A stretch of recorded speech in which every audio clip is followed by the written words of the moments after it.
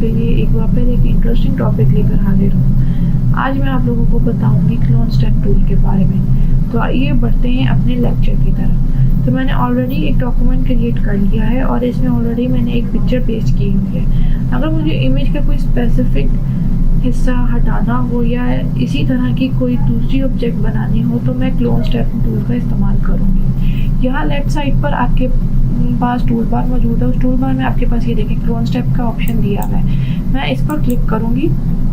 अच्छा, मेरा रेजर का साइज ये हुआ है। अच्छा, ये ना क्लिक नहीं हो रहा। यहाँ लिखा हुआ आ रहा है could not use the clone step because the area to the clone has not defined. इसके लिए इसका मतलब ये है कि हमने कोई एरिया डिफाइन नहीं किया हो। आप देखें, जैसे मैं चाहती हूँ कि यहाँ से ये कपकेक हट जाए तो हम उसके लिए प्रेस करेंगे ऑल्ट, इस पर क्लिक करेंगे और ये देखें जो वो ये कलर है दोबारा करेंगे,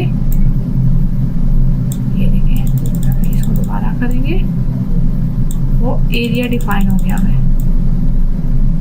ये हमें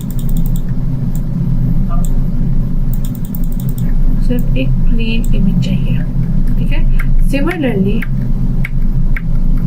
हम अपना रेजर को बड़ा कर लेते हैं, ठीक है, और हम ये चाहते हैं कि ये जो कपकेक है वो इधर भी आए, इस ऑब्जेक्ट जगह भी आए। तो हम इसको प्रेस करेंगे, ये देखिए ये हमारे पास ये ऑब्जेक्ट इधर भी आ गया है, ठीक है।